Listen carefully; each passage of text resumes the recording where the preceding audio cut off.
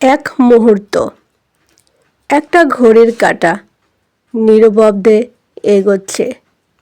তুমি তার দিকে তাকাচ্ছ, কিন্তু ভাবছ আগামীকাল কি হবে, পরের সপ্তাহটা কেমন যাবে। তুমি ভেবেই সময় হাতছাড়া করছো। একটা শিশু হাসছে, পাশের বাগানে ফুল ফুটছে, পাখি উড়ে যাচ্ছে।